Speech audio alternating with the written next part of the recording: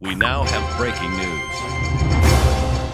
Polis melancarkan operasi khas dengan menapis setiap individu yang mempunyai rekod jenayah lampau, termasuk kesalahan berkaitan seksual, bagi membantu siasatan berhubung kes pembunuhan kanak-kanak autistik Zayan Rayyan Abdul Matiin. Siasatan menyeluruh itu akan memberi fokus kepada kumpulan penduduk dan penghuni yang mendiami apartmen idaman di Damansara. Damai di sini selain penduduk di kawasan berhampiran. Ketua Polis Selangor, Datuk Hussein Omar Khan, berkata, tapisan besar-besaran juga akan dibuat melibatkan data kep jari orang yang mempunyai rekod jenayah, terutama mereka yang terlibat dalam kesalahan seksual.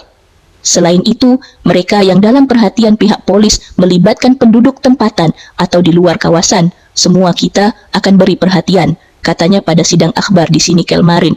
Mengulas lanjut, beliau memaklumkan setakat ini kesan cap jari dan asid deoksiribonukleik (DNA) dipercayai milik suspek kes berkenaan telah dihantar ke Jabatan Kimia bagi mengenal pasti individu yang terlibat. Bagaimanapun, beliau mengakui kerumitan yang perlu dihadapi pihaknya bagi merungkai perkara sebenar yang berlaku dalam usaha membawa mereka yang bertanggungjawab ke muka pengadilan. Mengambil kira kes ini bukan straightforward, mudah. Jadi pihak polis ketika ini mempunyai keterangan yang agak terhad untuk kita melakukan sebarang tangkapan dalam masa yang terdekat ini. Jadi ada dua fasa siasatan. Pertama, berkaitan pencarian dan mengumpul keterangan fizikal di tempat kejadian dan sekitar kawasan kejadian. Kedua, melibatkan siasatan dari rumah ke rumah di mana kawasan ini ada lebih kurang 14 blok melibatkan 2,400 buah rumah, katanya. Hussein berkata, keputusan ujian cap jari dan DNA dijangka diperoleh dalam tempoh 2 atau 3 hari lagi dan ia diharap dapat membantu bagi mengenal pasti suspek yang terlibat.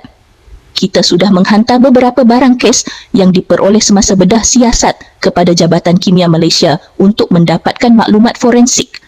Sementara itu, Ketua Polis Daerah Petaling Jaya, Asisten Komisioner Muhammad Fakhruddin Abd Hamid pula memaklumkan setakat petang semalam 3 daripada 18 blok perumahan di apartmen idaman di sini telah diperiksa bagi mengumpulkan segala maklumat berkaitan kematian Zayan Rayyan. Katanya, ia melibatkan sebanyak 24 unit daripada 18 blok yang menempatkan 2 rumah. Siasatan juga masih dijalankan dengan memeriksa saliran air berdekatan apartmen idaman di sini yang menjadi lokasi penemuan mangsa, katanya.